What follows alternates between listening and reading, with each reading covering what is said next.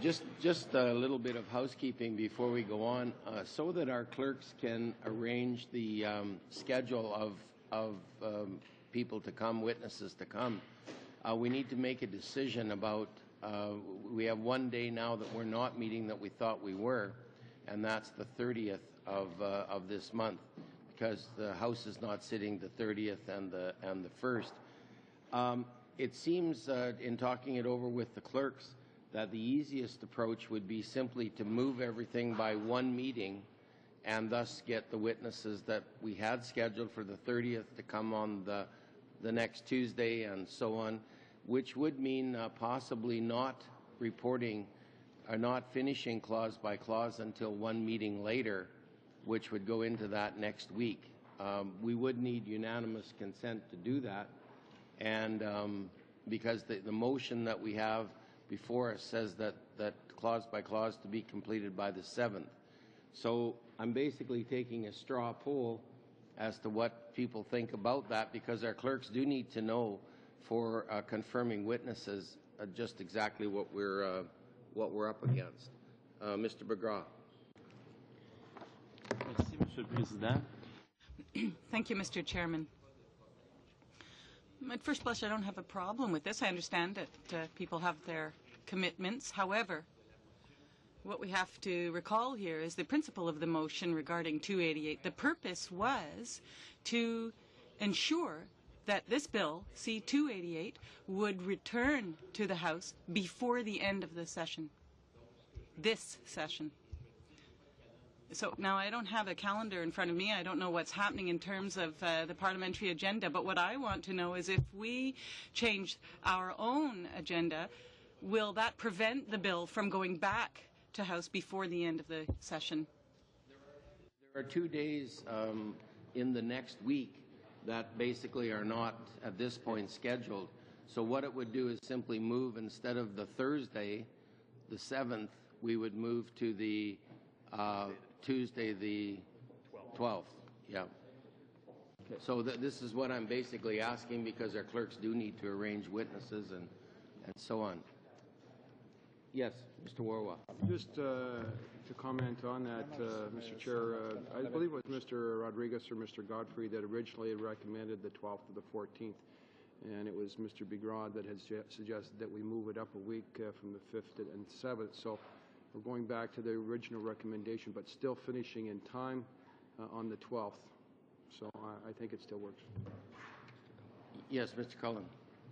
Only consideration I'd throw into this mix, I think the idea is fine, is that we have 2 private members' bills that are still waiting as well for the committee's attention.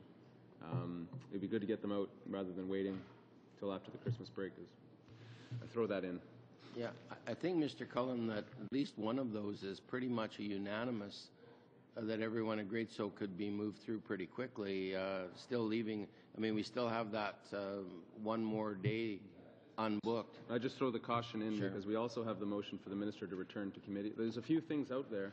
That's true. We have to be careful not to say, well, let's just do this on the last day before the break, because there are other things that we've agreed to doing as a committee. It'd be unfortunate to wait until February to do them. Any other comments? Do we have consensus then to do that? Yes, Mr. Godfrey. I guess the only concern is that is there any danger that the House might break early? I don't think so. Yeah, I mean, certainly I doubt very much that that's a possibility. As long as I've been here, we've always talked about that happening, and I don't think it's ever happened. So I rather doubt it'll happen this time.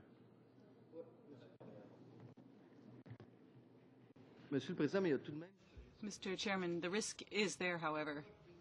Could we not just add a Wednesday meeting?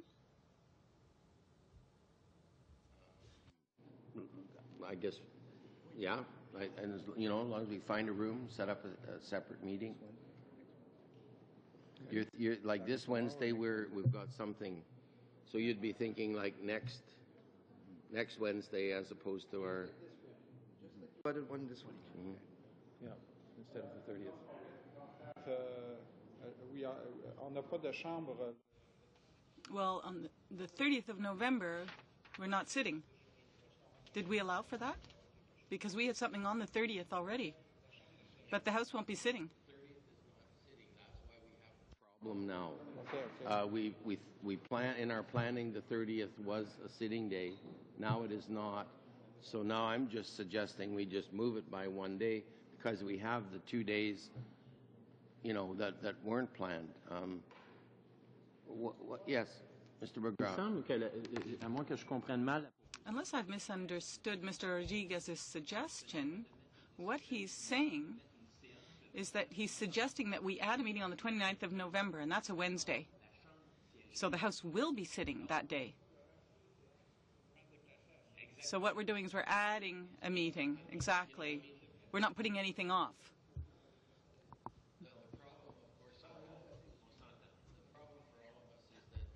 Plan schedules, and we do have a lot of events on.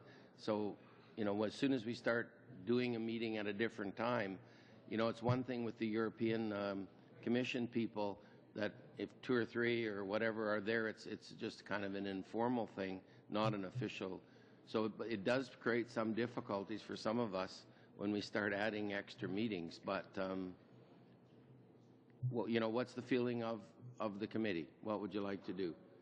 I would propose that we move it to the 1 day later into the Tuesday of the 12th and complete our clause by clause and report back to the House that week. That's basically what I'm proposing. But you're in charge.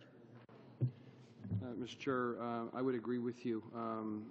My schedule is busy with the suggestion of meeting the extra.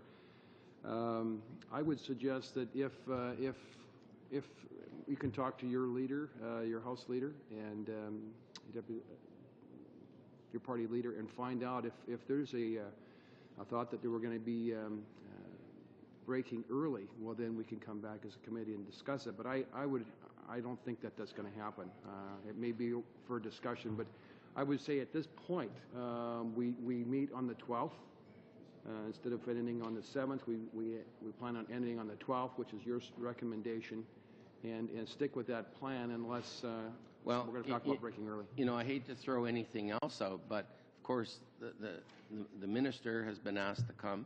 Of course, we have a committee that's going to be struck very soon to look at C30. All of these things that we talk about today might well, get into trouble because of other decisions. But I just think we need, for the clerk's sake, a decision right now. And as I say, I would propose the 12th unless someone has a great deal of difficulty with that.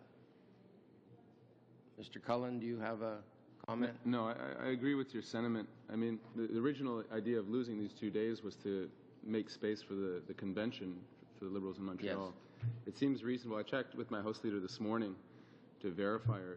There's no substantive conversation in the House leaders right now about closing the House down early. There is a risk that it may happen, but there's... Well, we can always set a special committee, yes, even if the House weren't be sitting. But like I say, 14 years and I've never seen that happen. So I think we're pretty safe. Fair evidence. Is that consensus then? Okay, we'll tell for now. We'll tell the clerks to go ahead. On the agenda, Mr. Chair. No, that's true. I just want, obviously the clerks need some guidance, and I wanted to give them that.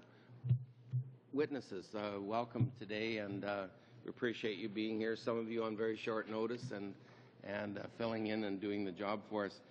We will start off. We'll go in the order. We'd ask you to keep your comments to 10 minutes. I have a gray box that tells us exactly when your 10 minutes are up, and you'll see me start fidgeting when we hit that 10 minutes. And then we go to our members to ask you questions, so you should get a chance to finish up in that. We will start off with Mr. Burton, please.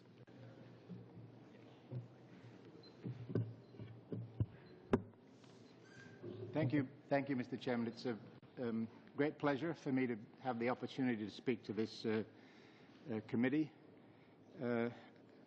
And I congratulate the sponsor for introducing a bill which gives us an opportunity to think about climate change and the Kyoto Protocol in a particularly sort of focused way. I want to direct my comments to the subject of adaptation, which is, some members may feel, a bit tangential to the main thrust of this bill, but is nevertheless, I think, an important issue which needs to be considered whenever we begin to think about an appropriate strategy for Canada and for the international community on climate change. As members will know, the Framework Convention on Climate Change recognizes two approaches to climate change. One is mitigation, reduction of greenhouse gas emissions. The other is adaptation, doing what we can to reduce the impacts of inevitable, necessary, unavoidable climate change, which we are facing now, to reduce our vulnerability, perhaps expand our resilience in the face of a changing climate. This can mean strengthening and redesigning and setting new design standards and codes for infrastructure, for dealing with the thawing and melting permafrost and the impact that has on our Arctic communities, for enhancing and improving water conservation in various ways where we might suffer water shortage, looking at cropping varieties and alternatives where we're faced with drought in such places as the prairies, thinking about how to manage the invasion of insects, pests, which we've observed with the mountain pine beetle in British Columbia, dealing with extreme events, floods and droughts to which many parts of the country are exposed. In the near to medium term, there is some opportunity for substitution between mitigation and adaptation. That is to say, the more we can adapt in the short term, the more time there will be to mitigate the greenhouse gas concentrations in the atmosphere and to reduce the damage for a given level of concentrations. This is only a partial and a temporary solution. I do not suggest that adaptation can in any way deal with the major impacts of climate change. But in the short term, it is something to which we should and must turn our attention. One of the fundamental questions is, how much can adaptation achieve? How much can we reduce our vulnerability to climate change by taking the sorts of adaptation approaches that I've mentioned in relation to climate risks?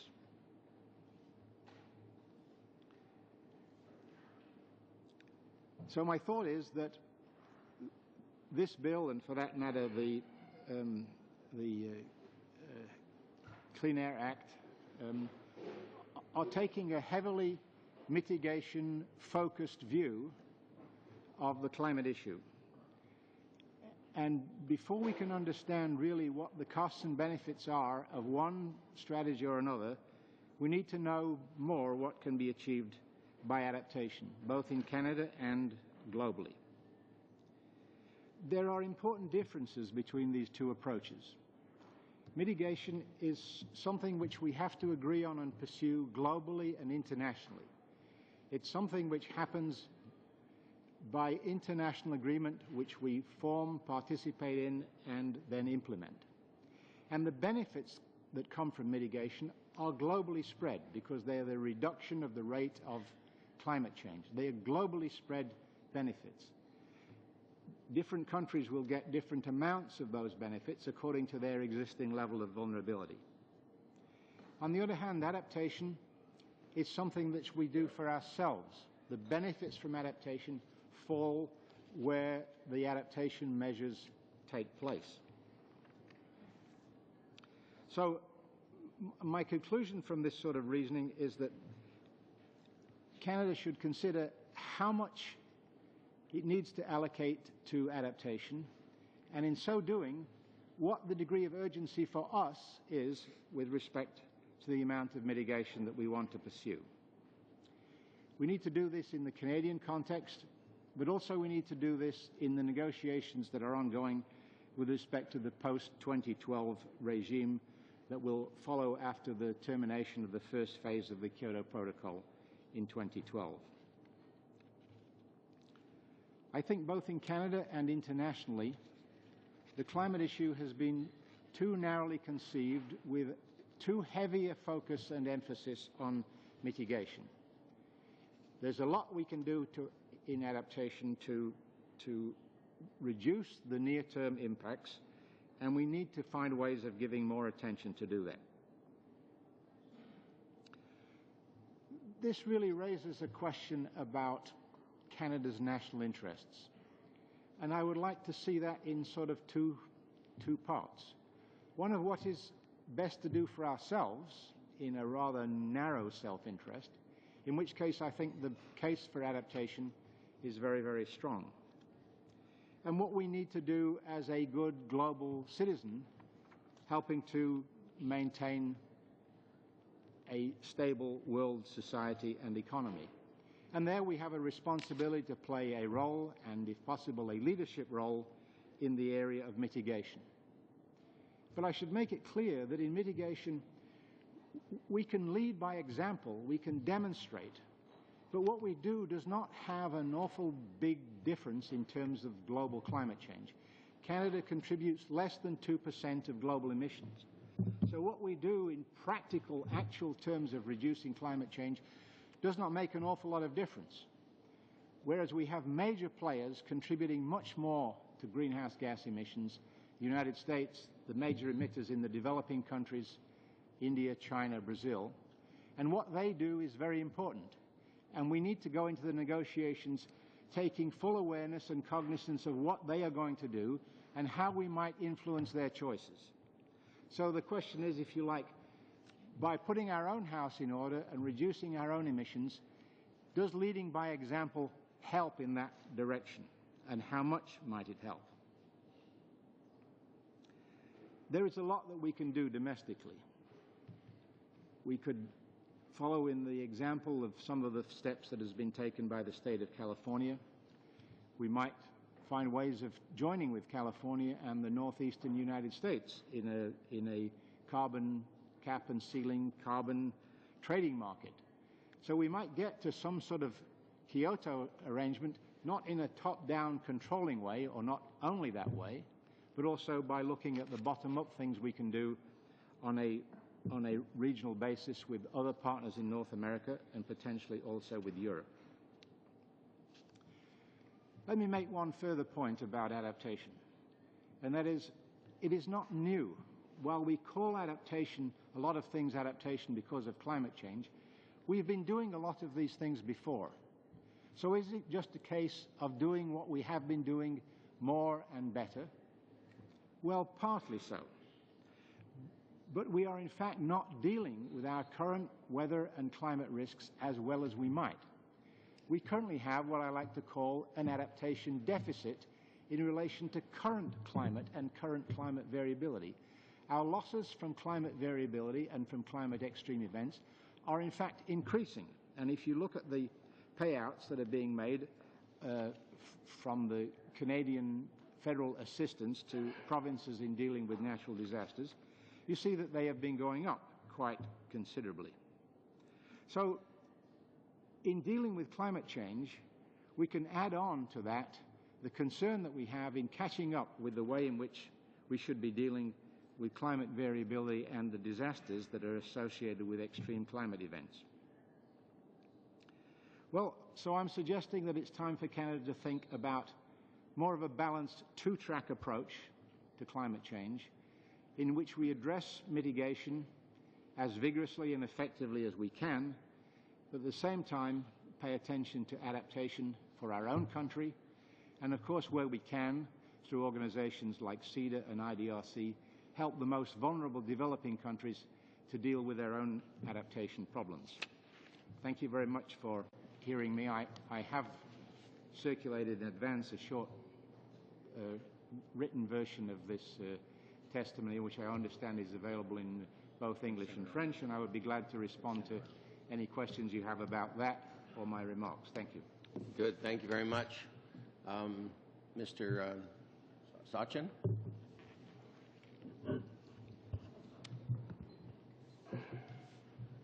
Thank you, Mr. Chairman and members of the committee. I appreciate this opportunity to participate in your study of Bill C-288. The preamble to this bill accurately describes climate change as one of the most serious threats facing humanity and Canada that poses significant risks to our environment, economy, society, and human health. First, I want to make the observation that scientists do not believe in global warming.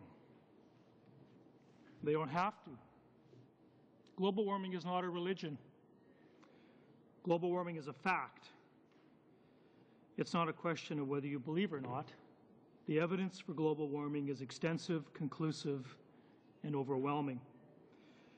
There no longer is a scientific debate about global warming. The debate has shifted to the analysis of the appropriate institutional, corporate, and individual responses to climate change.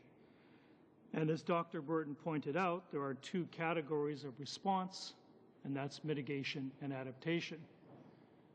And my message will be similar to Dr. Burton's, although I take a slightly different approach in that I'm going to provide a review of the objectives of Bill C-288, and in particular relative to the other proposed legislation, Bill C-30.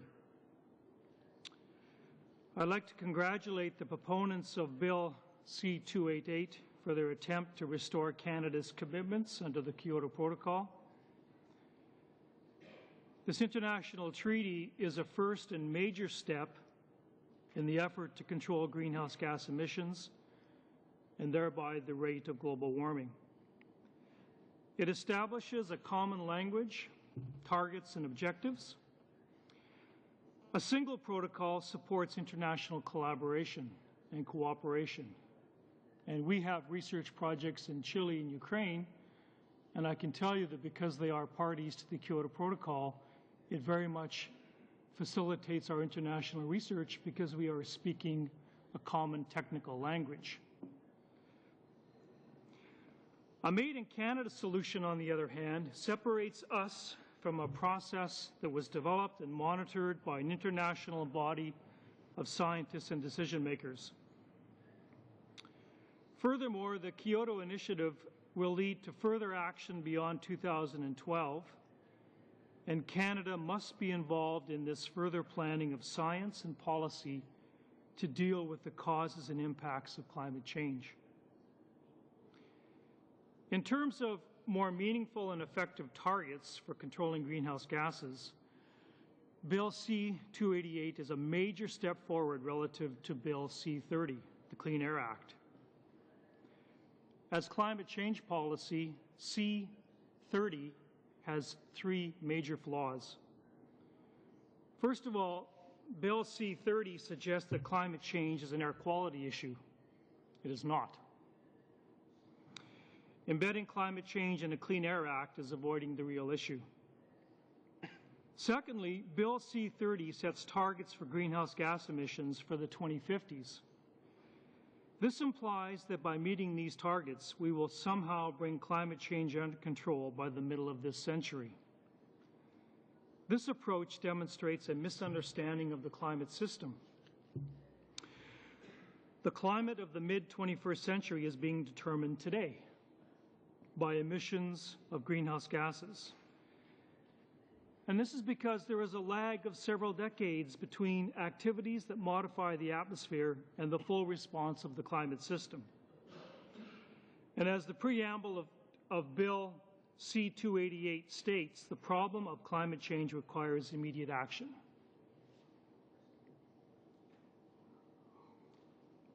Now, I refer to these flaws in Bill C-30 only because Bill C-288 addresses these, avoids them.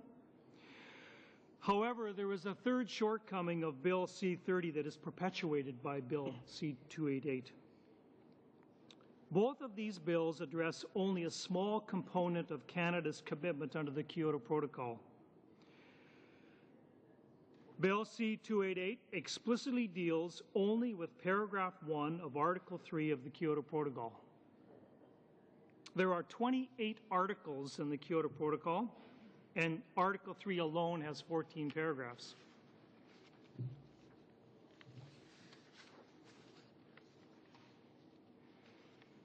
To this brief, I have appended other articles of the Kyoto Protocol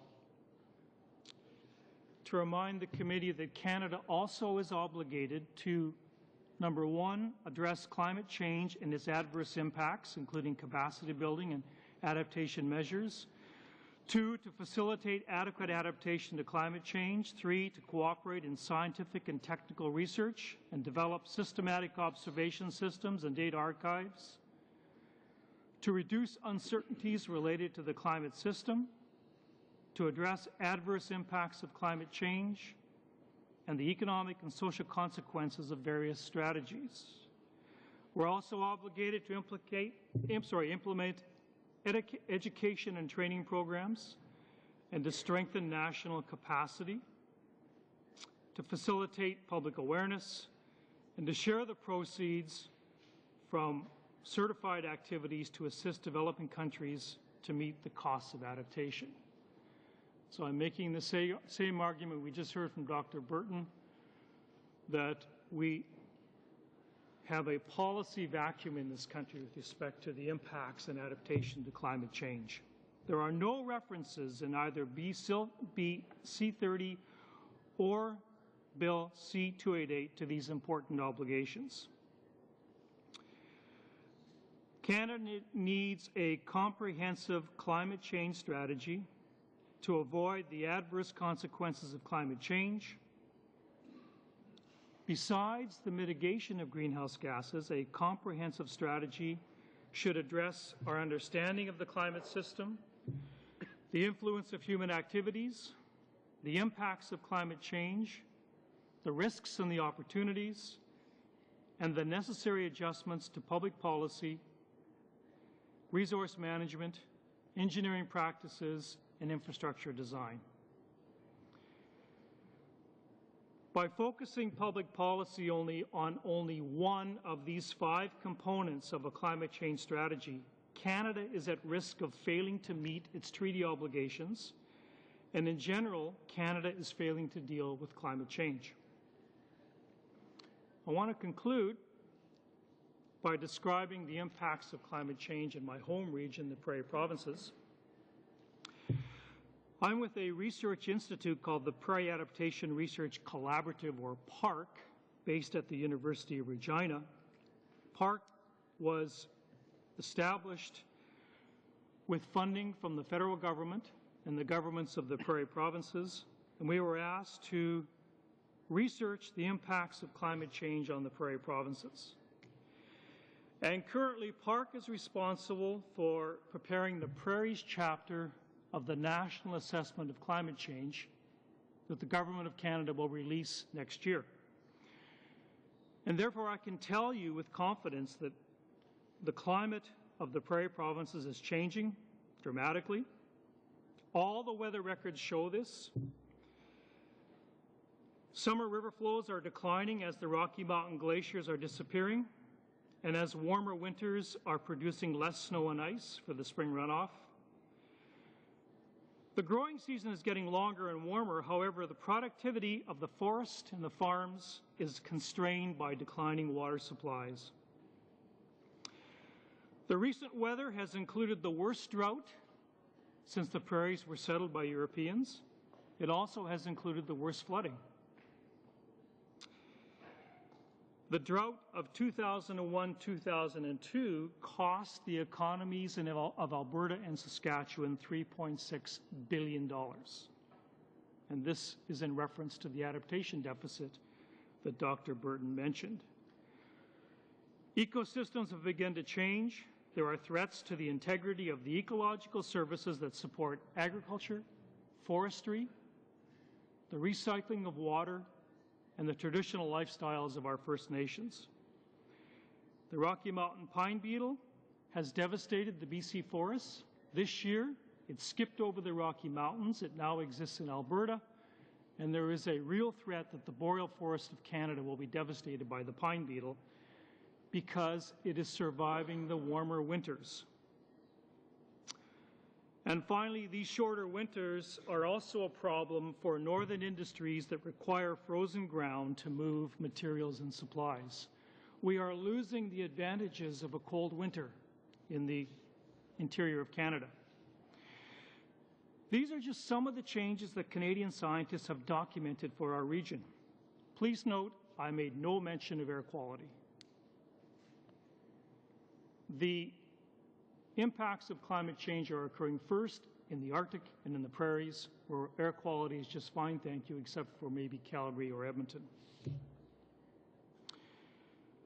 The rate of climate change and its consequences will almost certainly accelerate through the coming decades, and until we are able to retard the rate of greenhouse gas emissions.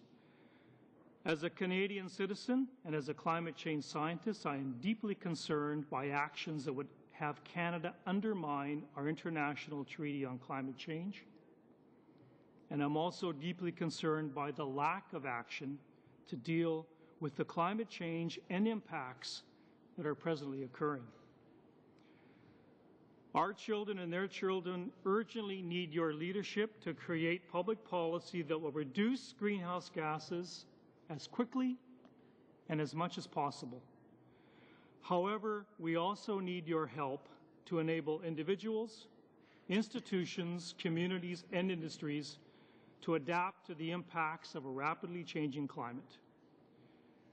These impacts already are serious, and we are already locked in to more severe impacts in the immediate future. Thank you. Mr. Tonight. Hi, thank you very much for inviting me to join you today. I'm with the Canadian Renewable Fuels Association, and we're the industry association for ethanol and biodiesel in Canada, as well as other renewable technologies. Our industry is really going through an unprecedented global growth spurt right now, which is being driven in part by rising energy prices, as well as improvements in technology for producing renewable fuels. Over the last couple of years, year and a half, I guess, our ethanol production has risen from 230 million liters a year to 520 million liters for the end of this year. So we've almost doubled, I guess, in 18 months in terms of ethanol production. Similarly, biodiesel production has gone from less than 5 million liters a year to just short of 100 million liters. So Canada is a part of that global growth that's going on, and that's being driven to date primarily by changes in provincial policy. I wanted to address, as our other witnesses have today, our thoughts on addressing climate change in a comprehensive way and how we would be an example of domestic action. It would be our perspective in terms of Kyoto that is pointing out that bold international talk is not a substitute for taking action domestically. And similarly, bold talk on initiatives on the domestic front is equally lacking in terms of delivering what I think Canadians want, which are measurable, practical, visible steps being taken to reduce greenhouse gas emissions here in Canada. So we believe that we are one of the examples of action that can be taken domestically that will improve our domestic GHG emission profile. We think that the policy of having renewable fuel content as a part of our energy sector is positive. It's positive whether you're doing it in the electricity sector, requiring renewable portfolio standards, and it's positive if you do it in the transportation energy sector that we represent. We're very supportive of the initiatives brought forward by this government to have 5% average renewable content by 2010. I would point out that this is the same policy that two of the opposition parties brought forward as well. We think there is a remarkable amount of consensus on this approach between provincial governments of all political stripes and federal parties, irrespective of which one you're looking at. I think there's a great deal of consensus on this issue. This comes with not only benefits to the environment. An average of 5% renewable content would reduce GHG emissions by 5 megatons a year in the transportation sector, which is not a solution to all our climate change problems, obviously, but it is a measurable, tangible, practical step that we can take today that also has economic benefits both for our agriculture sector and our rural economy. In terms of the specifics of how what progress we have seen in terms of implementing this, I think it's a little bit of a mixed update. We don't have much to report that's changed since our last time I had the privilege of addressing this committee. We were expecting an interprovincial meeting sometime this fall to discuss implementing the 5% renewable standard. That has not happened, nor is a meeting being scheduled to date. And we have also not heard any additional details on what the government's renewable fuel standard will look like. Some provisions of that regulation need to be enabled by changes that have been proposed in the Clean Air Act, and obviously the Clean Air Act is in a state of political limbo. In terms of some of the changes that we're looking for to address parity in terms of tax treatment, we're hoping to see those changes made in the next budget, but of course that's a bit of a black box as to how decision-making is taking place on that. I guess the total effect of this uncertainty is it creates a lot of instability for potential investors who are looking to invest in the facilities to make the renewable fuel to feed the government's requirement. So I guess my message to you would be that the fundamental issues in terms of implementing this step of tax parity and market access still exist. We think the stated direction of the government and the opposition, the provincial governments, is the right direction. However, we're somewhat frustrated in the apparent delays in getting there. And so we're, I guess, looking to not just the government, but the opposition parties and provincial governments to redouble their efforts to make this policy, which there seems to be broad agreement for, actually happen in this Parliament. So with that, I conclude my remarks. Thank you. Thank you, Mr. Tonight. We'll go on to Mr. Cleland. Thank you, Mr. Chairman, and I'd like to thank you and the committee for the invitation to appear before you today on this important matter. Let me just take a few minutes to introduce the Canadian Gas Association. We're the association that speaks on behalf of Canada's natural gas delivery industry. Our principal members are the local distribution companies that deliver gas to almost 6 million Canadian business and residential customers from coast to coast in Canada. Natural gas accounts for something over a quarter of the end-use energy used in Canada, 30% of industrial energy, 44% of commercial energy, and 46% of residential energy. As well, natural gas accounts for a growing part, albeit still a small part, of the power generation energy, and a small part of our transportation fuel. CGA and its members have been active participants in the climate change debate for well over a decade, and we approach the perspective that the natural gas delivery industry is part of the solution. By that I mean three things. First, while our direct emissions from the gas delivery operations are relatively small, we are part of the so-called large final emitters group of industries, and we have worked and are continuing to work with government to develop a framework to manage our emissions. And by that I mean a framework that includes short-term, medium-term, and long-term targets. We also work with our customers and our regulators to develop and implement demand-side management programs aiming at improving the efficiency with which natural gas is used.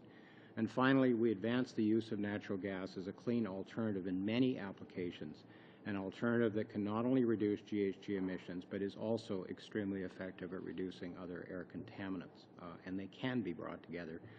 I agree, though, that they are not essentially related. In short, Mr. Chairman, CGA believes that by using multiple strategies, Canada can cost-effectively manage its greenhouse gas emissions and, over time, begin to reduce them. I think the question of meeting the Kyoto commitment The commitments in the Kyoto Protocol, however, is another matter. While the intent of Bill C-288 is laudable, and with respect, the greatest of respect to members of this committee, I would argue that its substance is ill-advised. It is ill-advised for two reasons.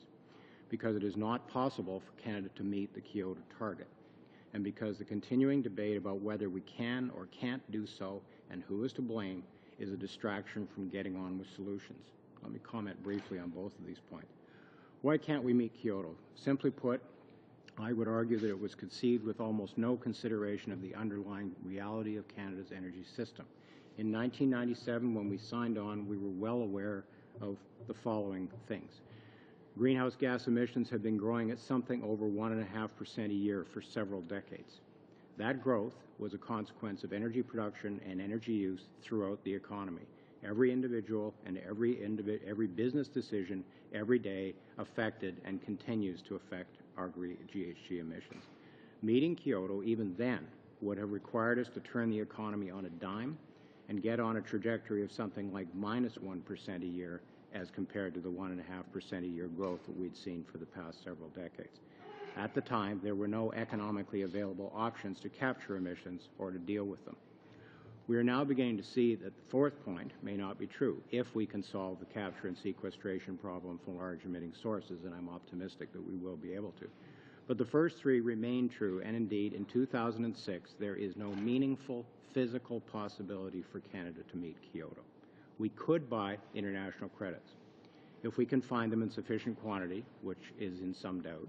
But the arithmetic is fairly simple, and I leave it to you as parliamentarians to reflect on how government could explain to Canadians that billions of dollars of Canadian taxpayers' money will be sent abroad to meet a commitment that I would argue we had no business making in the first place.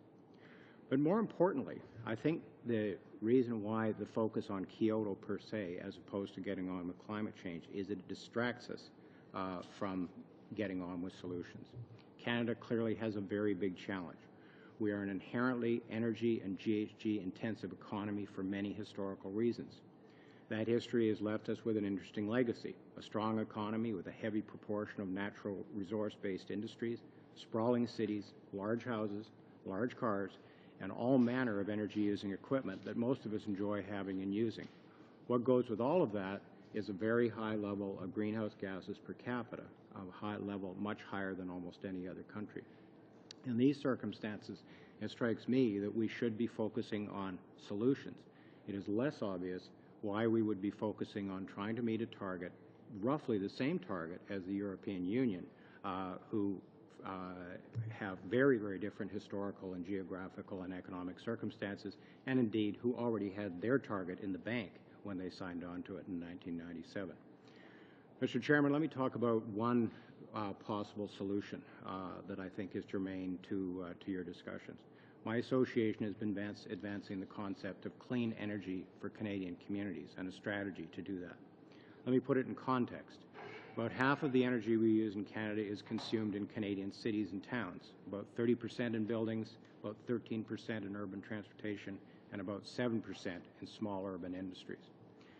We all seem to agree that a real climate change plan needs to start action now, but it also needs to look out to around mid-century and will involve reductions of 50 or 60% or more from today's levels, even though we expect the economy to continue growing. This will entail a transformation of historic proportions, and one part of that transformation needs to be the way we use energy in our cities and towns, in our communities. To date, the public policy debate on energy and energy and the environment has focused on individual fuels and technologies and the respective merits or demerits. I would argue that this piecemeal approach ignores the fact that energy is a system of closely interconnected parts and is proving to be suboptimal. We need to do a few things. We need to significantly accelerate our energy efficiency efforts, where the main challenges involve system integration rather than individual technologies. We need to provide an enabling platform for emerging on-site renewable energy sources. And we need to reduce the pressure on existing traditional energy delivery systems by ensuring that the right fuel is used in the right place and that we extract the full energy value from the energy delivered. Energy consumers, businesses, and individuals purchase fuels and technologies to deliver energy services. While consumers want better environmental performance and energy efficiency, they are almost never willing to sacrifice things like safety, affordability, or reliability for environmental performance. We know that from a lot of years of experience. The question is, the challenge is, how do we make sure that those factors come together as opposed to being in opposition to each other? That needs a strategy. Our proposal would be to have something called a Clean Energy in Canadian Communities strategy, which would be a platform for moving forward a variety of initiatives that ensure reliability, affordability, and environmental performance delivered at the same time. 4 principles that would guide this strategy, Mr. Chairman, and I'll wrap it up. 1, we should build on the existing infrastructure and energy service businesses. Canada's energy system is a complex of infrastructure and businesses and customer relationships that we should be making maximum use of in order to ensure that we can deliver those energy services to Canadians using less energy and using cleaner energy. We should recognize the benefits of diversity and the diverse means of delivering energy services. We need to bring the grid-based, the electricity grid, the natural gas grid, on-site renewable sources, and energy efficiency technologies together to create optimum solutions. We should develop and deploy new technologies. We should benefit from market-ready technologies today and at the same time support the development and deployment of emerging technologies whose full benefits will emerge in coming decades. And finally, we should mobilize stakeholders. We should mobilize interests among new and traditional energy suppliers, equipment and service suppliers, including new technology developers, builders, and community leaders. And all of this, Mr. Chairman, I'll try to wrap this up. There are many important roles for the federal government as a partner working with provincial governments and municipal governments to move such a strategy forward. Let me wrap it up by saying that this is a strategy that I believe would receive strong approval from provincial governments. As I say, could be done in partnership with them without in any way intruding on their jurisdiction. It would improve federal leverage on the efforts that it now undertakes. Members of the committee, I applaud your commitment to ensure that Canada acts responsibly on climate change, but I leave you with a caution. We have to date, and other speakers have said this, talked a great deal and done very little to come to grips with our GHG challenge. We may well be at a historical turning point when we can turn from rhetoric and recrimination and begin to focus on action. In order to do so, we will need to mobilize every resource at our disposal, every idea, every technology, and every ounce of political will. Thank you very much. Thank you, Mr. Cleland. We'll go to Mr. Godfrey. Well, I want to thank all the witnesses for their participation, and I know that it's a bit frustrating to be brought in at the last moment and then given an assignment which may not be the one that plays to your either strengths or interests.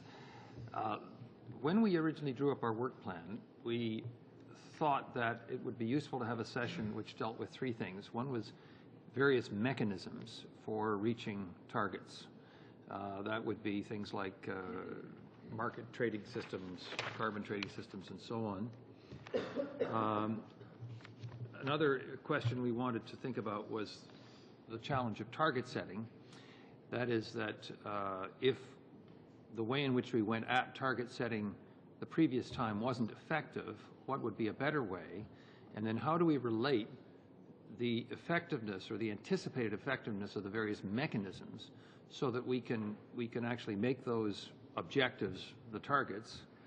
And we've had some discussion of that. And then finally, the third issue we were talking about was modeling. And I think in this case, modeling was really seen as the kind of projection into the future of various impacts. And I suspect that we've had a fairly good discussion of that by previous witnesses who have basically told us that the modeling is getting more and more sophisticated and more refined in terms of what we can expect in terms by way of impacts and so on. So what I'd like to do, and in a way that leaves the witnesses comfortable and not stretching into areas which they don't feel that really their expertise matches them for, is to talk about target setting and mechanisms I realize that people want to talk about other things like adaptation, but that's really not what we're talking about, and that's not what the bill is talking about. The bill is designed to, as I think Professor Sachin indicated, address a very specific problem, which is the short-term target setting for Kyoto. And I think the assumption is if we can't meet the 2012 targets, how should we recalibrate those targets in a more realistic fashion for the remainder of this period? And how do we relate the measures we're going to take with the results we expect?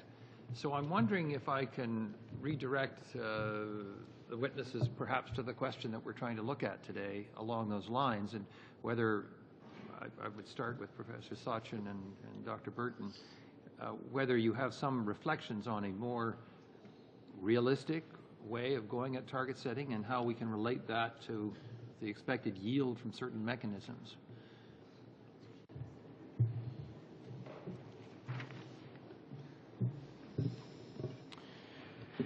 Well, first of all, I have to acknowledge that my expertise certainly is not in the technologies by which greenhouse gases are controlled, although I share a building at the University of Regina with some of Canada's experts in that field.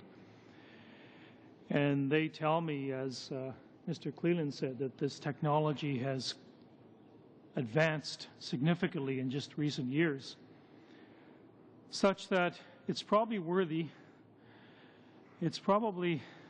necessary that we at least attempt to achieve the targets that are specified under Kyoto. And we'll never know if those targets are achievable unless we try. Now, I appreciate the constraints that Mr. Cleland identified, and in fact, we are currently working with the energy sector and the prairies to identify options for adaptation and mitigation. And our experience has been that industry is showing a lot of leadership. In fact, in my opinion, industry is quite a ways ahead of government in terms of taking action on climate change, and ultimately it's their responsibility.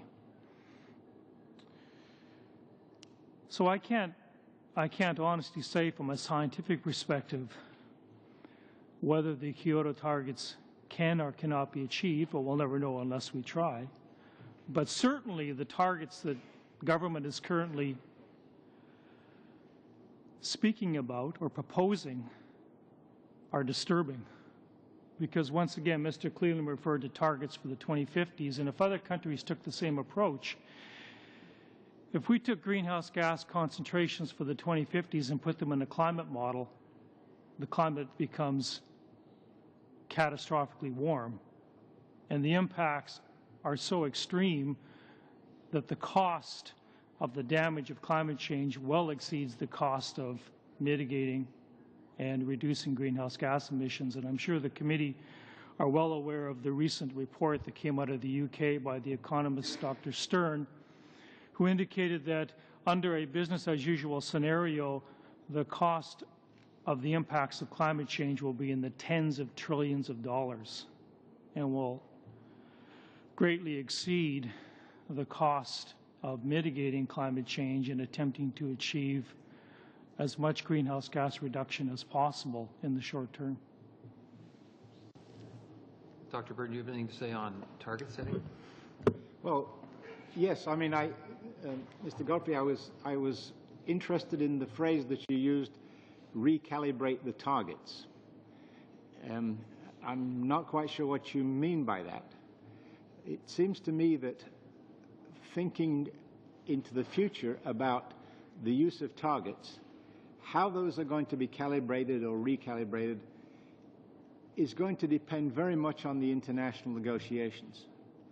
So my thought about that is that we need to be much better prepared in the negotiations this time than we were in the last time around. And we need to have much better understanding of what the economic consequences are for Canada of one target or another. The last target we picked just more or less, frankly, came out of the air. So it seems to me that there will be likely a new set of targets. There will be some new goals set out in this second period of the Kyoto commitment, but it's impossible to state at this stage what they are likely to be. The indications are that they will be much more variable and flexible than the single aggregate lump target that was agreed in the first commitment period under Kyoto. Because it seems unlikely to me that agreements will go forward unless a broader set of players is brought into the agreement, and the broader set of players are insisting on a more flexible way of expressing, calibrating, if you like, those targets. Thinking of targets by sectors of the economy and things of that nature, which suggests to me that we need to think much more carefully about the economics of the targets or the calibrated targets that we are accepting. What does this mean in the short term for the next few years until the expiration of the first commitment phase in Kyoto? I am not sure. It presses the bounds of my expertise. I'm inclined to agree with those of my colleagues who say, let's get on with it. Let's focus on doing what we can practically and effectively now in the short term. We have lots of options that have been put on the table. We tend to be talking about them rather than getting on with them. Hope that helps. Well, I believe once go ahead. Get in. I think you put your finger on an important question, and I don't think anybody's going to be able to give you a simple answer. But let me give you, I think, 4 ways that are worthwhile thinking about as you think about targets. One is you got to bring kind of aspirational top-down targets together with bottom-up targets. You need both. You need to think about how they come together. Kyoto was purely aspirational top-down. It was out of the air. It was never connected to the ground. And you've got to do both. If you only stay on the ground, you'll be conservative. You won't move it forward. So that's one thing. Secondly, you've got to take a long-term perspective, or a perspective consistent with the scale and the scope and the weight of the problem. This one needs a longer-term perspective than almost any other, but it needs milestones. It needs something along the way. It needs a trajectory. One of the problems with Kyoto is we always focus on the gap. Instead of focusing on the gap, we should be looking at the trajectory. What is the slope of that line, and what do we need to do with that line if we're going to get there? Think about a band of possibilities as opposed to a point. If it's a point, it becomes an accounting exercise, and gee, I met this number or not. If it's a band of possibilities, it's more consistent with the way the real world actually works. And finally, whatever target you've set up needs to send a signal that is believable, that is taken seriously by policymakers and by economic decision makers. And I would argue that one of the problems with Kyoto is that it doesn't have that character. 10 minutes, one final 30-second. Well, I guess then the question, I'll put it to Mr. Cleland, is if you're going to establish a trajectory, you can't establish it for the medium term and the long term. You actually have to start in the short term to have Absolutely. So that what the Commissioner for the Environment said to us was, if you can't meet the target that you thought you could, set another one. And I guess today's exercise is really about trying to figure the best way of doing it. And this bill at least says, try and figure out a realistic way of relating the measures you take with the results you expect, so we can get on to the right trajectory. Thank you, Mr. Chairman. First, I'd like to welcome you here today to speak to us on C-288. And to you, Mr. Burton, and Mr. Saushin, I'd like to thank you to raising our awareness of the importance of adaptation to climate change. Mr. Godfrey said that adaptation is necessary, the purpose of the bill. But after the Nairobi conference, I think what we can state is that this whole issue of adaptation has been highlighted and is becoming more and more important in Quebec. I'm sure you're aware of the group Uranus, that has been working on climate change and adaptation specifically. And no less than 2 weeks ago, it talked about the cost of climate change on the St. Lawrence, which is about $1 billion. So that demonstrates how important it is to have a climate change strategy. Now, in Nairobi, the Swiss president came up with a proposal for financing or funding adaptation to climate change. He suggested that a tax, a CO2 tax, be implemented, not only for the industrial sector, but also within the consumption sector. I'd like to know what you think about that tax scheme that would tax CO2 in order to fund adaptation, an adaptation strategy. Do you think that would be a solution? Because I think that often what has been lacking within a federal strategy is this issue of adaptation. Do you think a carbon tax would help fund an adaptation scheme? Do you think that would be a good measure, whether that be for the industrial sector or whether it be for the consumption sector? Mr. Tonight. With respect to a carbon tax, we followed the proposal in Quebec with some interest. I guess the concern that I'd bring up with any dedicated tax is that the revenues go into general revenues, and our experience with dedicated taxes in the past hasn't been very encouraging. The road tax doesn't go to roads, the GST doesn't go to the debt, healthcare tax in Ontario is not related to healthcare funding. And it's unlikely that a carbon tax in the long term is going to actually change the amount of revenues that the governments are putting in into dealing with these issues. There could be useful measures that could be taken through the tax code to address cost differences between new technologies and traditional technologies. That would probably yield some outcome in what you're looking for, but we just haven't seen a lot of examples of these dedicated taxes being used for what they were initially prescribed to deliver on. But I'm talking about a tax that would go directly to an adaptation fund for climate change, because the adaptation fund would have to be managed, and there would be a tax to encourage a clean development, and that tax would go into a fund. The idea would be to develop a way of funding adaptation to climate change. My second question is this, because time really goes by quickly here. Mr. Cleland, could you tell us what the state of available technology is for your particular sector? Because you said that in 1997 there was a poor assessment of what greenhouse gas emissions would be. You said that your economy would suffer and would be stifled, in fact, if we were to attempt to meet the targets. And you also do not advise, you advise against purchasing international credits because that would be imply a drain of capital. So what I'd like to know is, what is the state of technology available to your sector? And then, if technology were 100% applicable now to your sector, then by how much could you reduce your greenhouse gas emissions? Because it seems to me that there is technology available to your sector. So have you extrapolated, have you looked at how, if that were applied now 100% to your sector, have you assessed whether or not that would allow you, and by how much, to reduce greenhouse gas emissions?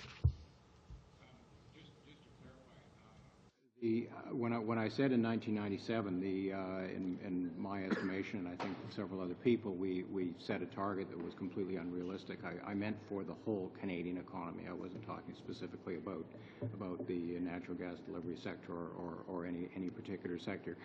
The question about if you had today's available technology and applied it 100%, again, in the case of the natural gas delivery industry, we're a relatively small part of emissions. Our own use of energy is from pumps and compressors and energy in our buildings and our fleets. And so you'd have to ask that question with respect to all of those individual things.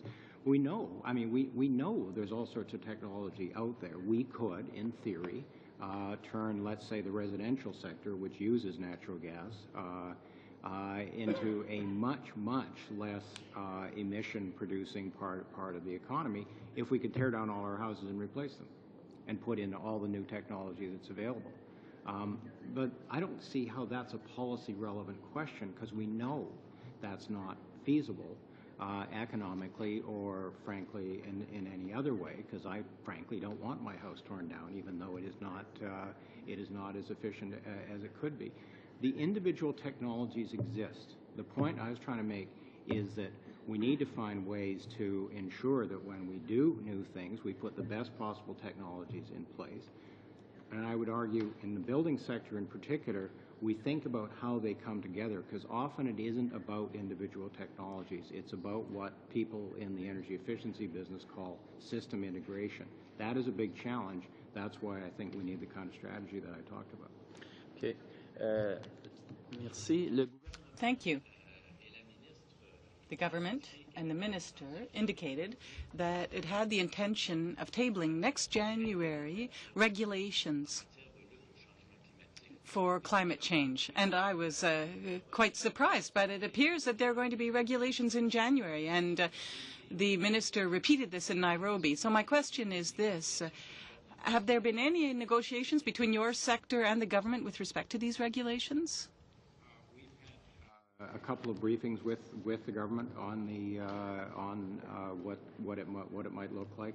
It hasn't gone as far as negotiations. What we have said to the government is that we think we've made a lot of progress over the past couple of years in understanding the emissions from our sector, understanding what we think might be a realistic framework for managing those emissions, and that we would like to use that as a starting point, and hopefully, as soon as possible, an ending point for getting a framework in place that puts in place mandatory requirements. We think we need to get on with it.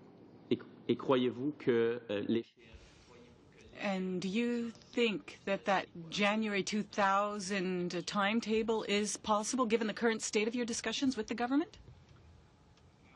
Quite conceivably, yes. With respect to greenhouse gas emissions, yes. With respect to other air emissions, air contaminants, no, and I think that's probably true for most sectors. McGraw will go on to Mr. Cullen. Thank you, Mr. Chair, and thank you to the committee members. A question for, I want to pronounce it right, Mr. Taneki? Yeah, tonight, thank you. You made some reference to, there was an announcement of the 5% early on in this administration. How would you describe the activities since that point from your industry's perspective? What further signs or investments or indications have you seen for encouragement or otherwise? Well, you're seeing some investments that were in late-stage development to fill demand and to meet the requirement in Saskatchewan, Manitoba, and Ontario have proceeded since that time. However, new investments are really waiting to see what the federal policy looks like. So maybe that's my specific question, not so much from the industrial side, from the government side.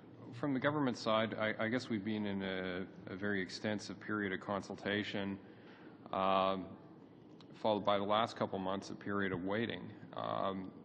The timelines originally laid out have been missed in terms of having a second interprovincial meeting in the fall,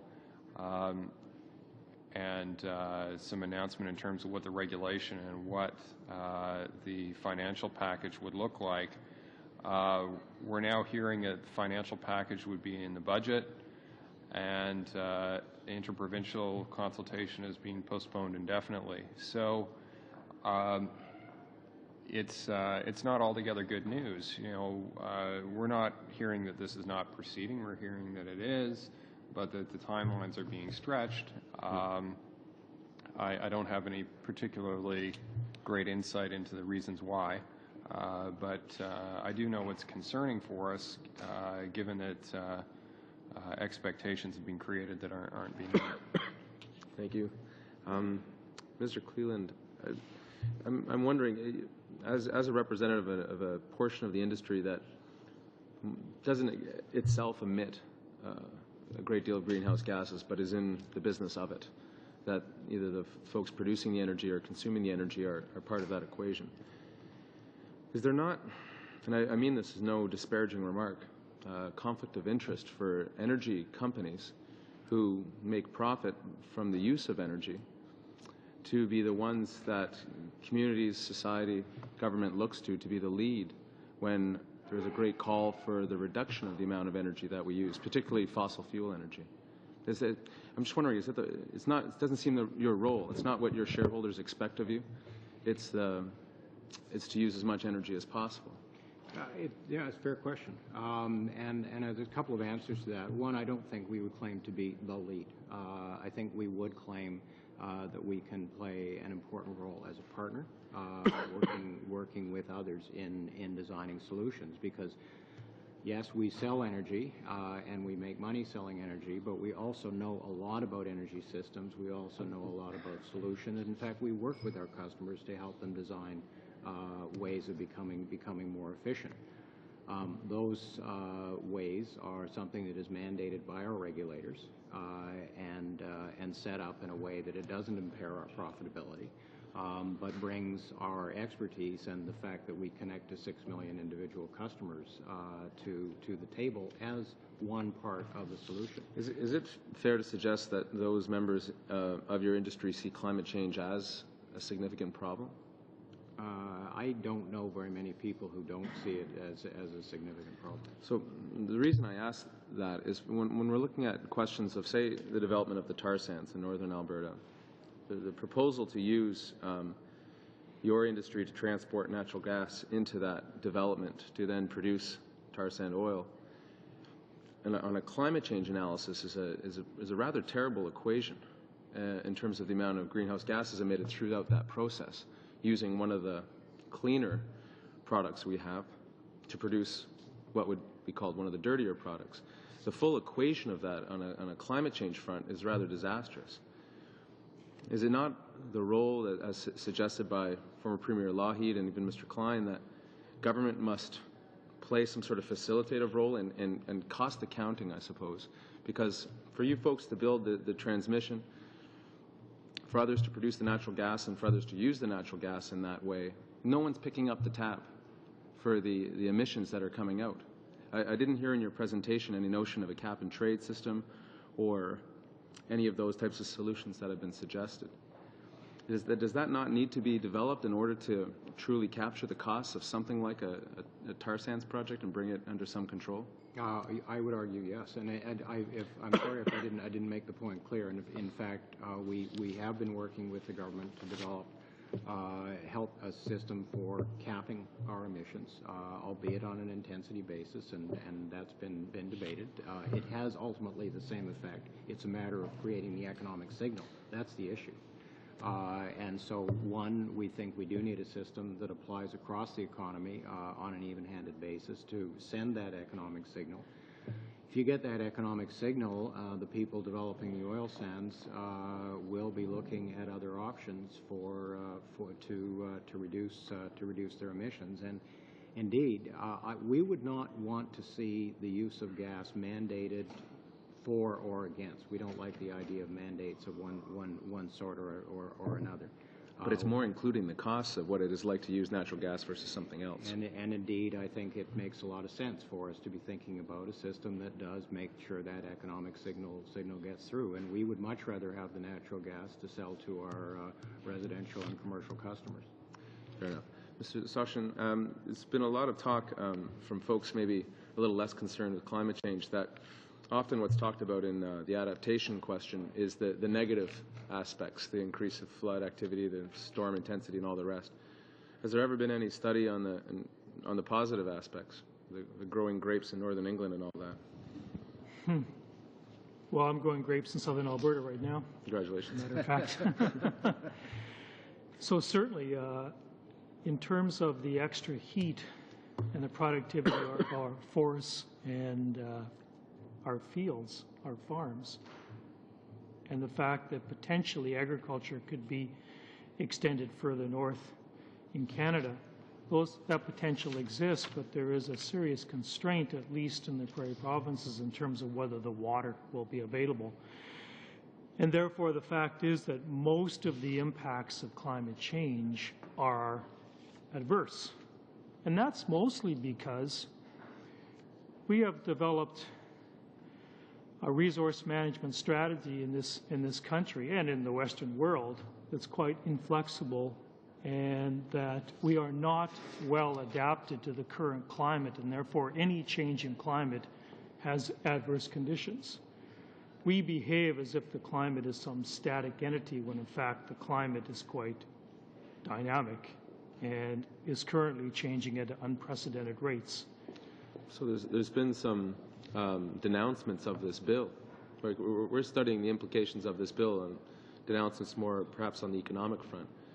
What support do you bring to the question of how we would be able to achieve the 2012 targets with current and available uses? The question has been proposed that if the government and industry are unable to adapt in time to the emission reductions that we need, there will be a need to buy an extraordinary amount of credits overseas, not necessarily enabling our economy to be ready for the next round of emissions cuts. How do you answer that question? Well, in all due respect to Mr. Godfrey, I don't think we can isolate mitigation from adaptation, because the degree of adaptation that will be necessary will depend entirely on the extent to which we're able to slow the rate of climate change. So we can't consider one without the other. And the fact that Bill C-288 is exclusively focused on a single paragraph in the Kyoto Accord simply underscores the fact that there is a policy vacuum at the federal level and that we're not developing a comprehensive strategy for climate change. So if this were the piece of legislation that brought us to 2012, what kind of confidence would you have in Canada's readiness or ability to be a leader on this issue globally? How good would it be if this were the bill that carried us forward to 2012?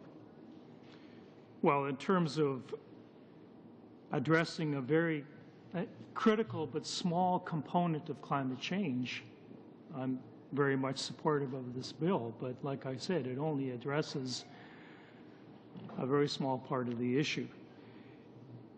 And as I mentioned earlier, and as I responded when I was asked to be a witness, I said that my expertise is not in terms of greenhouse gas reduction, but even so I was invited to be here. But I was in a meeting recently with a vice president of a large energy company in Alberta, the 5th largest energy company in Canada. I met with the vice president, and he gave me an education. He told me that it would take about 15 years to retrofit one of their coal-fired generating plants in Alberta. So as Mr. Cleland put it, you can't turn the economy around on a dime. I appreciate that it applies to these large-scale projects, but it seems like there are other smaller projects in this country that could be retrofitted quite a bit more quickly. And one project that we're all engaged in is getting to work every day. And I've read that about 90% of all vehicle use is to move a single person less than 5 kilometers to work and back each day. Come on, we're all capable of walking or riding a bicycle 5 kilometers. Maybe we'll make an amendment into 288 to encourage walking. Well, let's just make it sexy to ride a bike. I've got mine locked up outside. I think Mr. Godfrey might as well. Why don't we start right there? Maybe we start with the committee members. We'll exactly. be a small place forward. I don't want to mention the climate problems in Regina at minus whatever riding that bicycle. But anyway, we won't go there. 3 months of the year. That's Mr. right. Warwa, Mr. Harvey. Thank you, Mr. Chair. I'll As you mentioned, I'll be sharing my time with Mr. Harvey. Thank you to the witnesses for being here this morning. As has been pointed out, the focus is to be on the targeting and modeling, and appreciate the comments on adaptation. Important topic, but that's not the topic of this morning. 288, we've heard some comments from the Liberal Party regarding 288, and it sounds like they're already considering amendments to this bill and in relation to targeting. But 288, as it is before us, is quite clear. It says it's an act to ensure Canada meets its global climate change obligations under the Kyoto Protocol. And those targets, the Kyoto Protocol requires that Canada reduce its average annual greenhouse gas emissions during the period of 2008 to 2012 to 6% below the 6% below their level in 1990. Now, we've heard from the Environment Commissioner that we will not meet those targets. We've heard from the Minister of Environment that we will not meet those targets. We've heard from the witnesses at this committee already that we will not meet those targets. One of them said 288 would have been a good bill in 1998, but it's not relevant anymore. We had an opportunity to meet those targets, possibly, but it's too late. So my first question to you is, and I think some of you have already addressed this during your comments, but without sending billions of dollars internationally to buy to meet those targets, can we domestically meet those targets? And Mr. Session, you've I think said you don't know, but if I could ask each of you yes, no, or I don't know, do you believe we can meet those Kyoto targets, which is what 288 is asking us to do? Well, I hope my testimony is reasonably clear on that. I think the answer is clearly no, but I would just like to add, I would disagree with the witness who suggested that in 1998 that might have been a good idea. I disagree with that. In 1998 it was a bad idea too. We couldn't meet those targets then. We reached too high, and as a consequence, I think we ended up stifling a lot of the kinds of things we needed to do. We needed to understand the economy better. I hate to cut you off. I've got very limited time, so if I could get the next comment. No. To say that we can't meet those targets is a self-fulfilling prophecy. No, we can't meet them. Okay. Thank you. Mr. Session, I found your comments quite interesting, actually.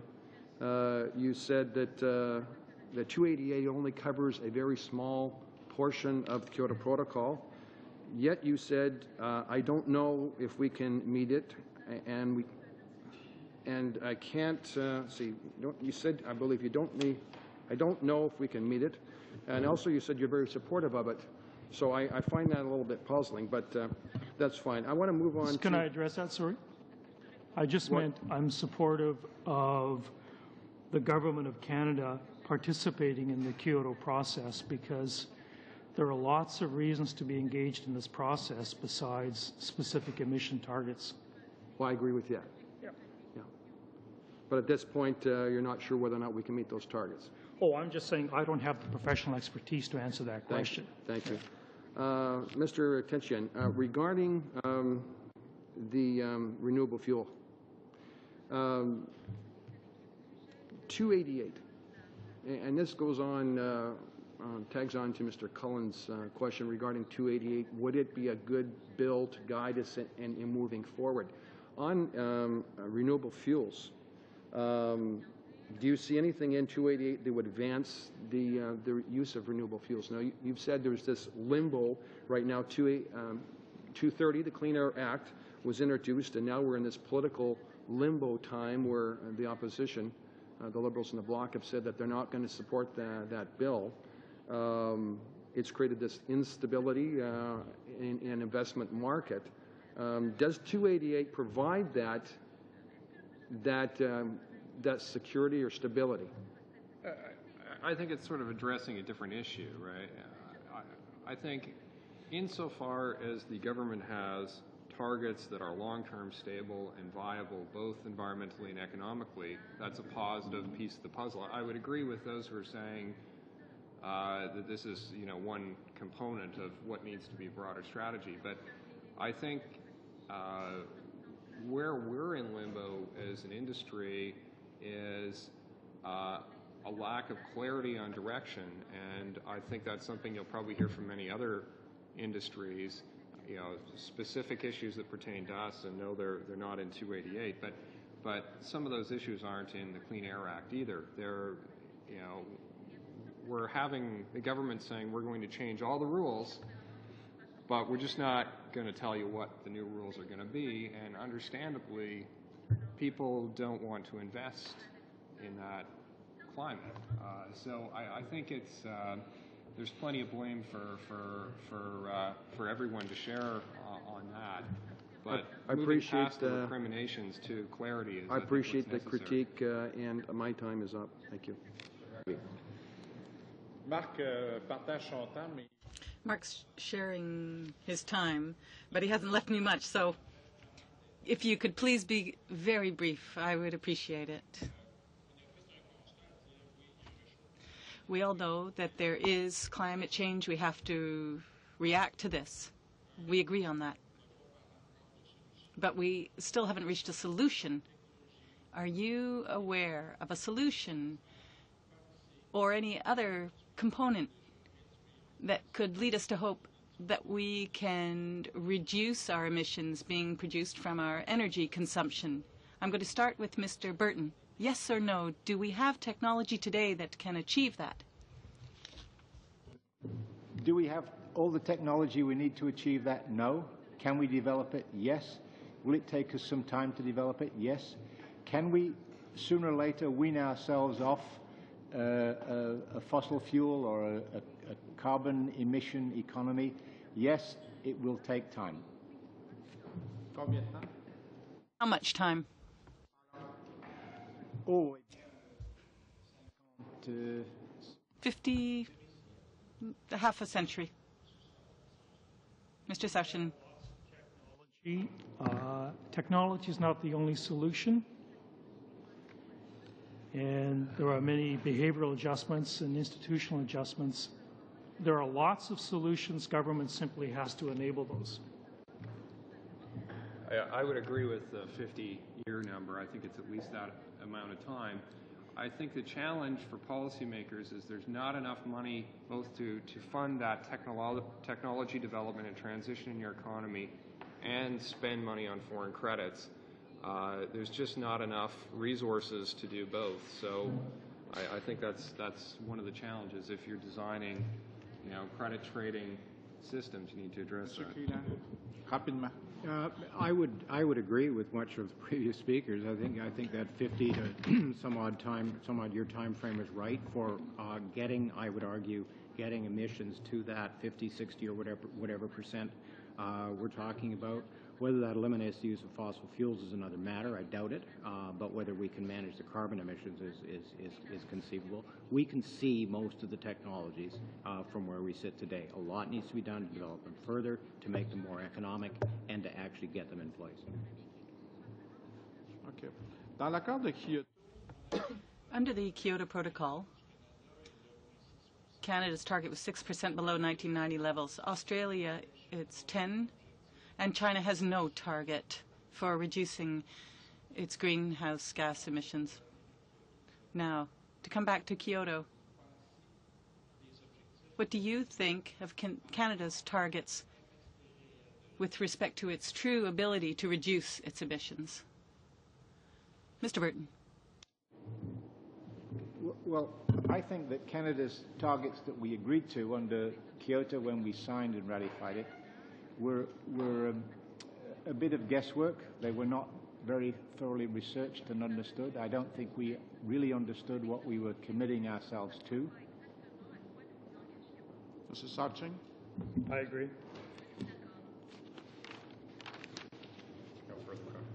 Yeah, I would have to agree with that. We've got to understand the Canadian economy if we're going to get this right.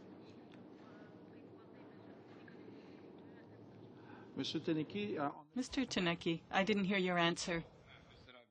No comment different than that. Like I don't think we had any conception at the time we signed Kyoto what that meant, and in terms of trying to meet it now, I think the only way you can do it is buying foreign credits, and I just don't see government revenues being large enough to both fund this technological investment and transition, and also export billions of dollars a year to buy foreign credits. I just don't see how you can do both unless you're going to decide you're not going to fund something else of great importance like healthcare. Like, there's just not enough money. We'll go to Mr. Scaplesi in the second round, 5 minutes. Thank you, Mr. Chair. Just to follow up on the discussion that had been started on the carbon tax, I found out to my surprise a couple of weeks ago when I attended a symposium at which one of the speakers was one of the leading experts on biofuels from Georgia Tech University, that in fact many large companies in the United States, and I assume that means oil companies, have already calculated the carbon tax in their revenue projections and so on. I think that's an interesting point. But going back to Mr. Cleland's original point, which was that we're wasting time focusing on Kyoto when we could be doing more productive things. I think personally that we've wasted years trying to debunk the fact that climate change is happening, and then we wasted more time. We're wasting more time, trying to debunk the Kyoto Accord. I mean, to me, the Kyoto Accord is in many ways it's like a flame around which the international community can come together. And if there had been no Kyoto, would we have a climate change plan in the province of Quebec that has been lauded by, despite some shortcomings, it has been lauded by experts? Would we even have a Clean Air Act? It wasn't more than a couple of years ago that members of the then opposition, the Conservative Party, were still trying to debunk the fact that climate change was anthropogenic. Without Kyoto objectives, it appears that we won't be able to get a Montreal emissions credit trading system up and running. So, pardon me? Point of order. The honourable member knows very well that the government has shared that there's nothing stopping from the Montreal Exchange from setting up a carbon trading market similar to Chicago. There's nothing stopping that. So just clarification. The statement Let's that actually debate, Mr. Warwa, I think. Let's carry on, Mr. Scaplesi, please. But and then in terms, I agree that Mr. Cleland, that bottom up, and top down should meet at some point. But I remember when the United States said they were going to go to the moon in 8 years, and all of a sudden scientists turned to each other and said, "Well, gee, how are we going to do that?" But it happened, My question, though, is to Mr. Sachin, who deal with adaptation. Are you familiar with the Canadian Adaptation Impacts Research Network, CCARN? Yes, very familiar. In fact, our research institute was the first node in CCARN.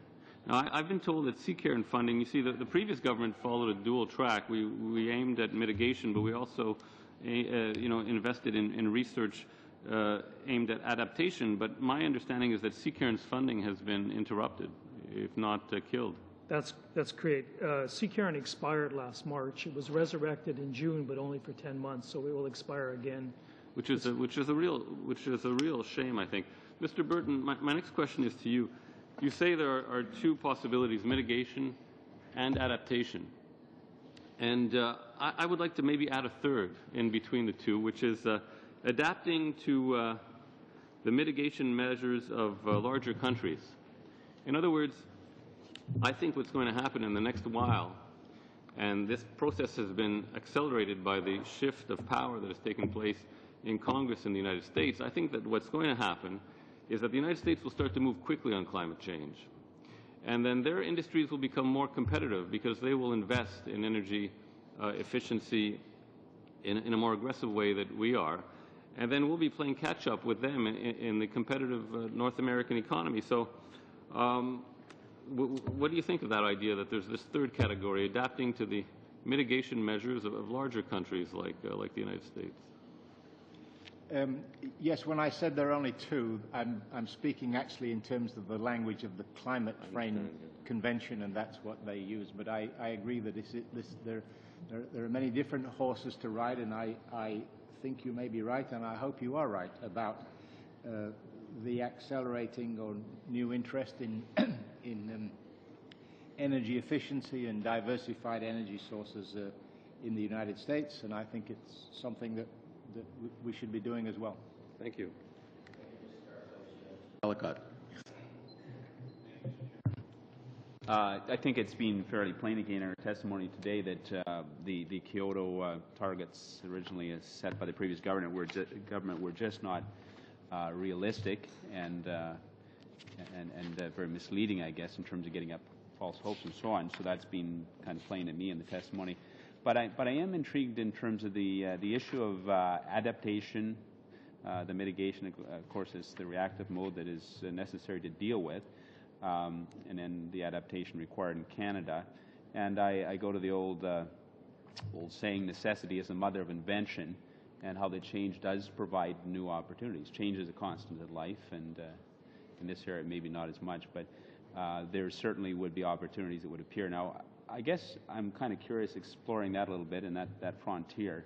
Mr. Sachin mentioned growing grapes in southern Alberta there, at least what I guess he's into, sees an edge or a possibility there.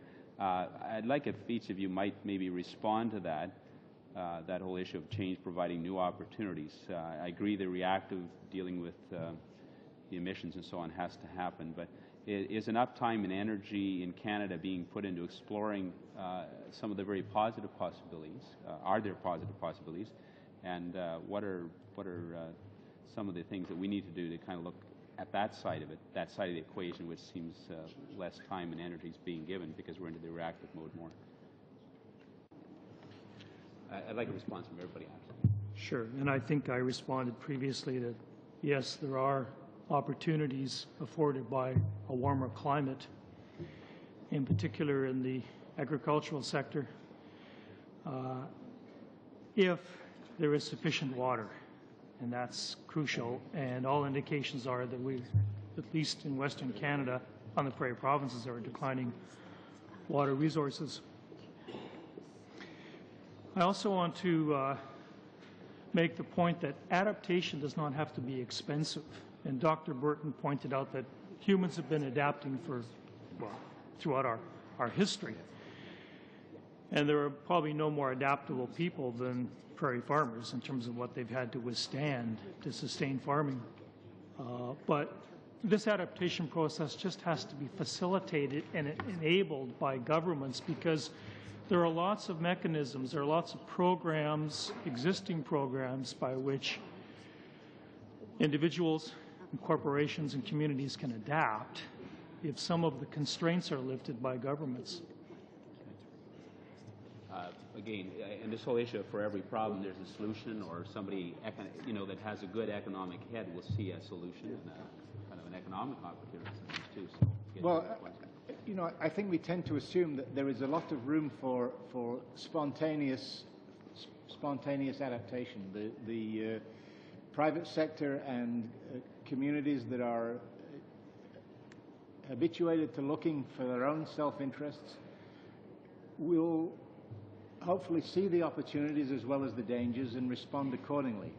I think a role for government in that is to provide the best scientific information that we have about climate change, its variability, its trends, and its future scenarios, and then engage the Canadian stakeholders, public and private, in a debate, an informed debate, about what they can best do to respond to the risks and the opportunities and adapt accordingly.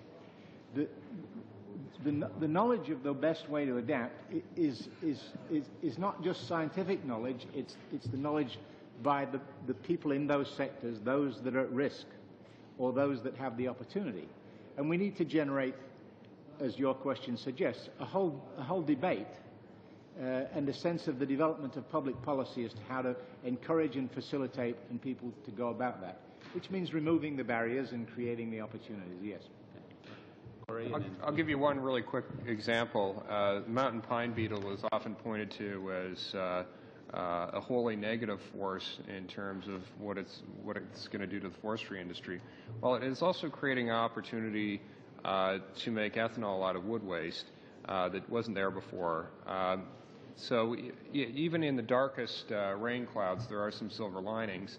That would be one that I would point to. There are many others, but it's a fact of life, and trying to find the opportunities within those changes, I think, is going to happen.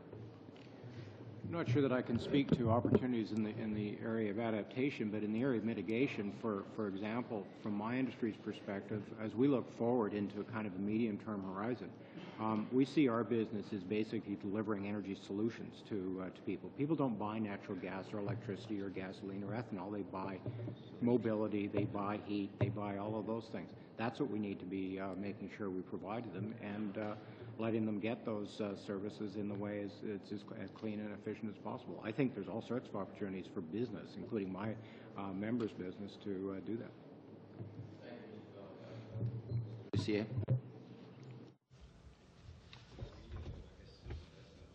My question is for Mr. Tanecki. You mentioned that you had some reservations about producing renewable energy or biofuels. And I have two concerns myself with respect to biofuels. My first is this. How much energy is required to produce a liter of biofuel? Because the data that I have seen says is somewhat contradictory. Is it 0.75 to produce a liter? That's my first concern regarding the data. My second concern is this. It's our capacity for production.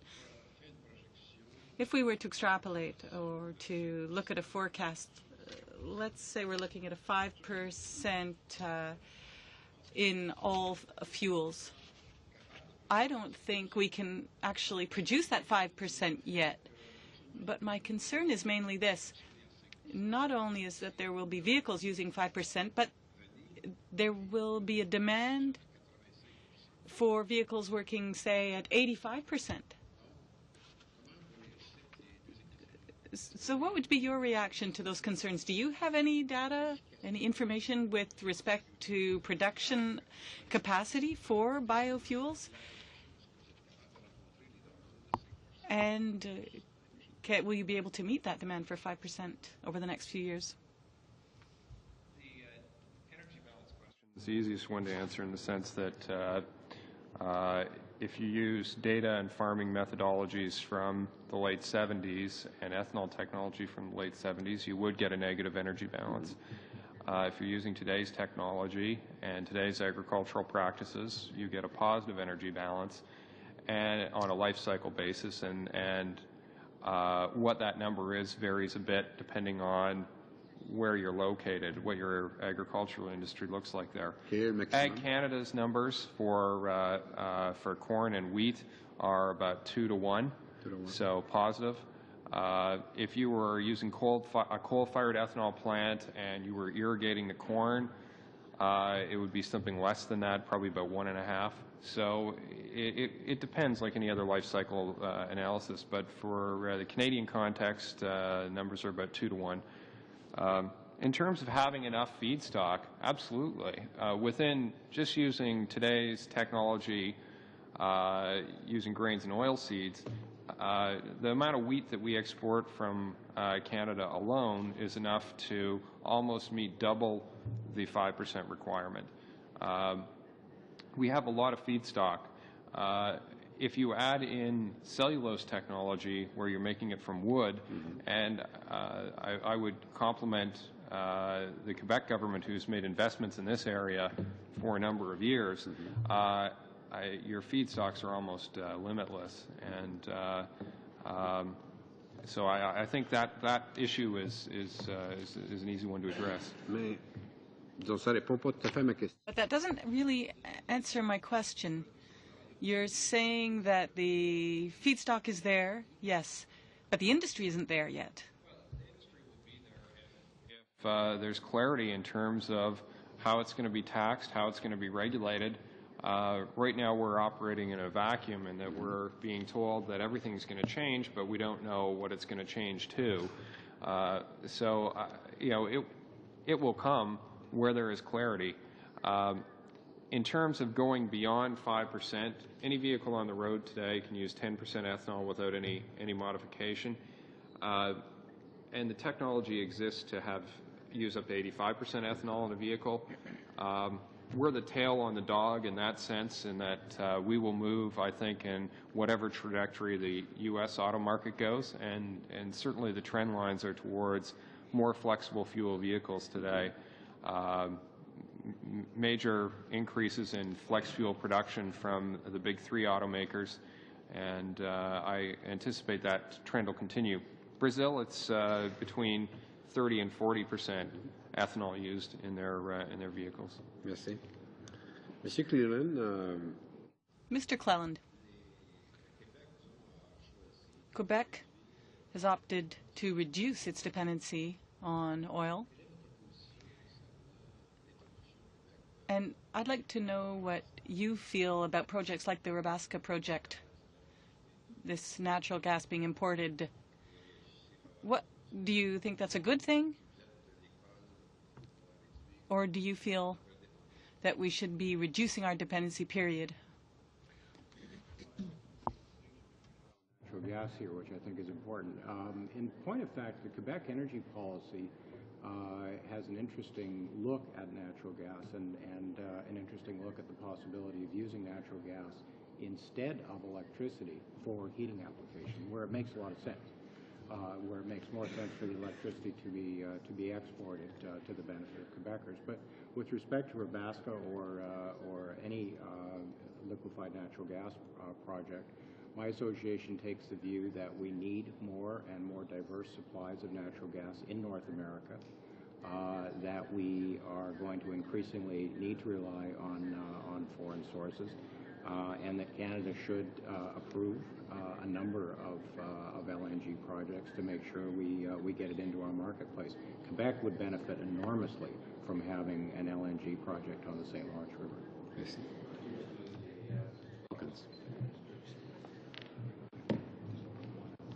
Well, thank you, Mr. Chairman, and I'd like to thank the members for being here today. I just want to go back and talk a little bit about something that Mr. Sachin said. Is that you know, you mentioned one of your answers, one of your comments was that if we don't set goals, it'll become a self-fulfilling prophecy. And I would also, I guess, put a comment back to you and just see what you think about it. If you have an unachievable goal, that too becomes a self-fulfilling prophecy, and the fact that nobody will make the effort to try and achieve it. And I think we're seeing the results of that right now, because we set the -6 target rate. Everybody knew at the time that it was a pie in the sky target, that it wasn't a highly consultative process, and it became its own self-fulfilling prophecy that, you know, we knew that we weren't going to be able to live up to it back in 1997 or 1998, and that's why we're at the position that we're at today, talking about this. So I'd just like to leave that with you. And do you have any further comment on that? I mean, you have to set a realistic goal in order to be able to achieve anything.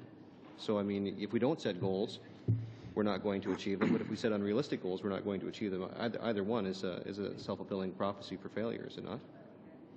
No, that's a good point. And one of the members mentioned earlier that even though we have seriously failed in reducing greenhouse gas emissions, the fact that we have been engaged in the Kyoto process has resulted in other programs and other activities. So there's lots of other reasons of remaining a party to Kyoto. I also want to mention that there's a lot of parallels drawn between the smoking issue and the resistance to the evidence that smoking was harmful and the climate change campaign. And there's been recent documentaries. And I just want to suggest that there are other lessons we can learn from that, how quickly smoking became socially unacceptable. Why can't we make producing greenhouse gases by individuals socially unacceptable, so that somebody like me who drives an SUV is considered to be a social deviant, just like somebody who would strike up a cigarette in this room. Well, okay. I'm just going to move on here. I didn't really want to talk about smoking, but we'll you know, well, point taken. There's lots of analogies. Yeah. But I mean, every one of you has basically said categorically that maybe a 50-year benchmark or long-term goal of achieving something might be the right way to go. But along the way, there's going to have to be some milestones. I mean, you don't get to the end without achieving milestones, without having a step-by-step plan. So I guess my question, just from a philosophical or theoretical perspective, going back into each of your own personal areas of expertise and knowledge on this, what would be a realistic greenhouse gas emissions reduction target? What would be reasonably achievable by 2020? I don't think we know the answer to that question. Earlier on, Mr. Godfrey asked something about recalibrating. Let me just put out a hypothesis on the table. Suppose we would say that by some date in the future, hopefully nearer, we would simply stabilize our emissions, not reduce them, but stabilize them, so that year by year they didn't continue to increase. They just stopped at a given level. Now that would be a fairly clear target. We would say, well, we're not going to grow them anymore. I don't know how feasible that is, how much it would cost. I don't know if it would be reasonable to say we can do that in 5 years, or we can do that by 2012. Could we go to the Climate Convention and say, we can't reduce our emissions, but we will by 2012 not increase them anymore. We'll be on a track where they're stable. There would be a clear target, would give a message to the Canadian economy. It may help us in our international negotiations and our international image. I don't think we can answer that question, but I think it is a good question to ask. I agree that this morning we simply can't cook up a target for the 2020s, or any target. We need to do much more research to determine what is achievable. But in setting those targets, we also have to analyze the cost of delaying emissions to a certain date, because, like I said in my presentation, the increase in temperature lags decades behind the emission of greenhouse gases. So today we are determining the climate of the 2040s and 2050s, and we have to take into account the damage that is being caused as we delay efforts to reduce greenhouse gases.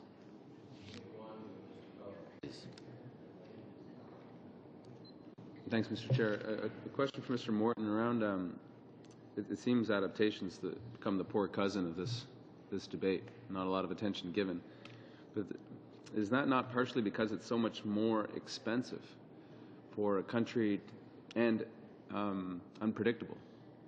It's difficult for a government to take serious cost accounting for adaptation when there's so many unknowns into the future, compounded with how much more expensive it is to do something rather than to prevent the thing from happening in the first place. Is that not why this conversation gets left to the end and gets so much less attention? Mr. Burton. We don't really know very much about the costs of adaptation. They've not been very much studied or assessed. Economists have been singularly uninterested in adaptation compared with mitigation. It's been the flavor of the whole debate for 15 years now.